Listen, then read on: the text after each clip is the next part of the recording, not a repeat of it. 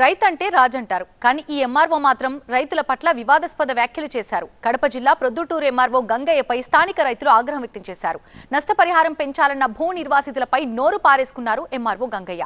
Demand చేయొద్దు, అడుక్కోవాలంటూ రైతులని గదిరించారు. తహసీల్దార్ గంగయ్య మాటలపై మండిపడుతున్నారు భూ నిర్వాసితులు. అడుక్కోవాల్సిన అవసరం తమకు లేదంటున్నారు కొత్తపల్లి గ్రామ రైతులు. వేంపల్లి చాగలమరి నేషనల్ హైవేలో భూములు కోల్పోయిన కొత్తపల్లి గ్రామ పంచాయతీకి చెందిన రైతులతో అధికారులు సమావేశం నిర్వహించారు. ఈ సందర్భంగా పరిహారం పెంచాలని కోరిన రైతులపై ఎంఆర్ఓ గంగయ్య నోరు పారేసుకున్నారు. చెప్తున్నాము, మాకు ఇంత ఇవ్వండి అడగండి కానీ పప్పులు పిల్లల కాదు, నేను సమస్యది కాదు. మాకు ఇంత ఇవ్వండి సార్ అడగండి, దినాతి దినంగా అమ్మ సాయం చేయండి అడగండి. మాకు ఇంత ఇవ్వండి సార్ అడగండి, దినాతి దినంగా అమ్మ సాయం చేయండి అడగండి.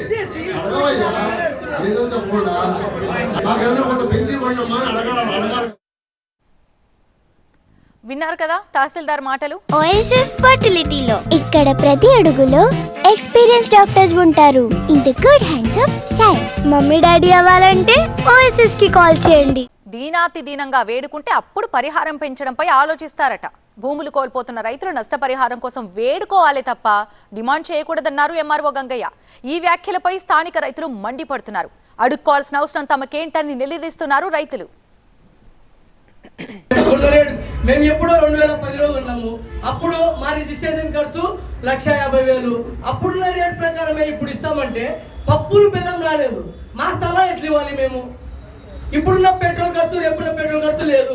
మీరు ఎందుకు పెంచరు ఆ విధంగా? గవర్నమెంటే కదా అది కూడా డిసైడ్ చేసేది, ట్యాక్స్ వేసుకొని.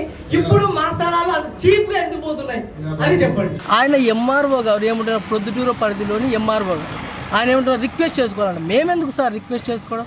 మేము రిక్వెస్ట్ చేసుకోవడం కాదు సార్, మీరు ఈ అమౌంట్కు ఇవ్వగలరా లేదని మీరు అడగాలి సార్.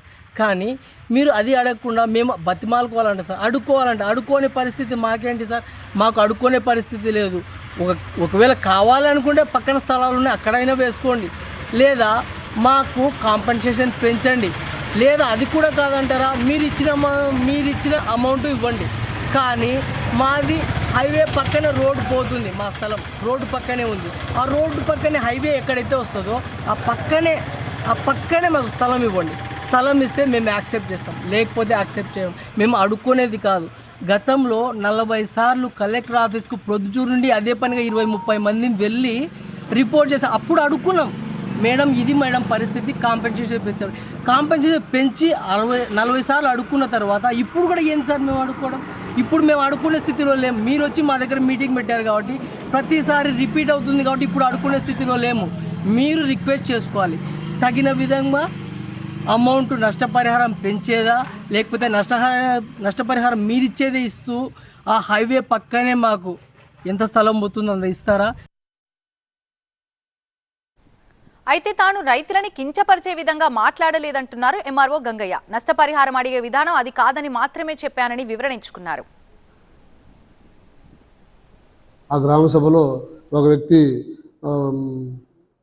చాలా ఆవేశంగా మాట్లాడుతూ పప్పులు బరుగులు ఇట్లా పప్పులు బెల్లం అనే వర్డ్స్ వాడినందువల్ల నేను సభ ప్రశాంతంగా జరగాలనే ఉద్దేశంతో అంత దినాతి దినంగా సభలో పప్పులు బెల్లం అని ఎందుకు వాడతావు పదాలు?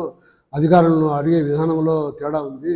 మీరు అడిగితే దానికి తగ్గట్టు మీకు నష్టపరిహారం కూడా పెంచడానికి అవకాశం ఉంటుంది. అధికారులకు అడగండి, మేడం గారిని అడగండి, మంచి ఉద్దేశంతో అడగండి అనే ఉద్దేశంతో నేను చెప్పాను. కానీ ఎవరి మనోభావాలు కించపరచాలని నా ఉద్దేశం కాదు.